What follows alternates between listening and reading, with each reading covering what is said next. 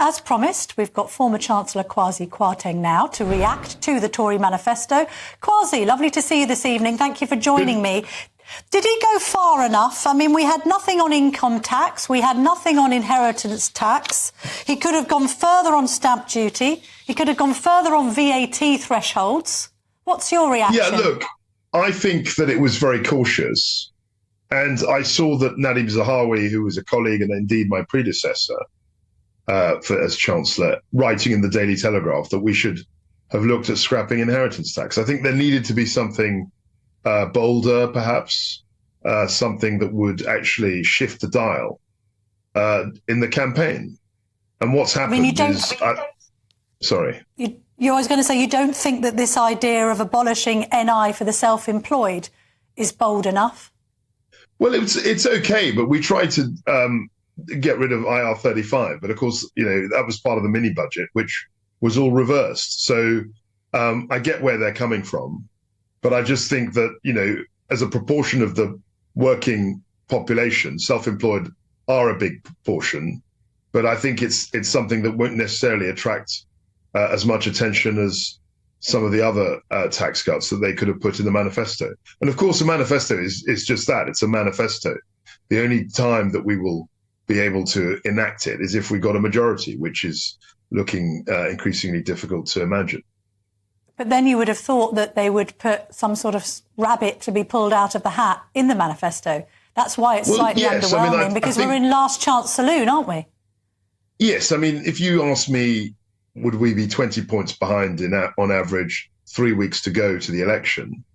I would suggest that was a time when you probably needed to be a little bit bold. But of course, after my experience, what happened to Liz Truss, I think there's a natural caution. But, you've got 3 weeks left, and in 3 weeks, it could all be over, 3.5 weeks. So I think it was time to have something bold. On Liz Truss, Rachel Reeves has accused the Prime Minister of cosplaying Liz Truss with this manifesto. What's your reaction to that? I think that's a bit silly because, firstly, what she and I tried to do was much more dynamic, I think. Obviously, we've learned our lessons. People have learned their lessons. And I think the manifesto isn't that at all. I think he's made a very good attempt, the Prime Minister, to try and balance the commitments.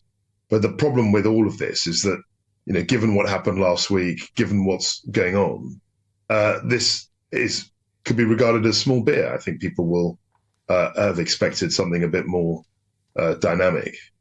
Well, what are you saying with regard to last week? Obviously, the D-Day debacle still continues to haunt him. Well, last week, do you think people have stopped listening? Well, look, last week, 2 things happened that were damaging to the party. We got to acknowledge that.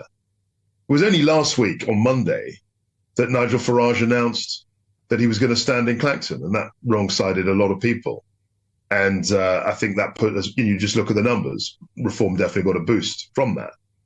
And then if you compound what happened last Monday with what happened on Thursday, for which the Prime Minister has apologised, namely his leaving the ceremony too soon, frankly, that was a bad week. I don't see how one can deny that. No.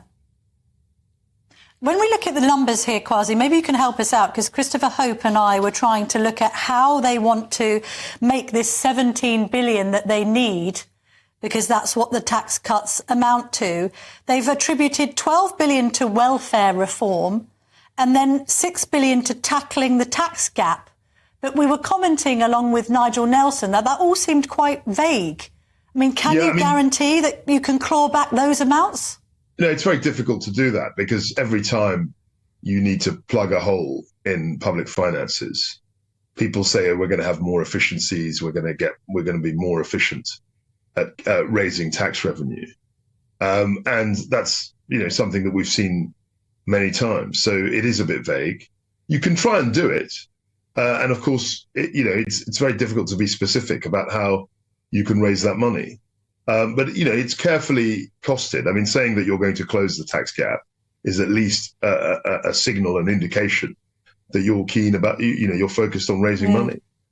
What was your reaction, by the way, to sort of Labour denouncing Rishi Sunak for suggesting that the Labour Party was going to add £2,000 to bills? I mean, was that a political error by the Prime Minister?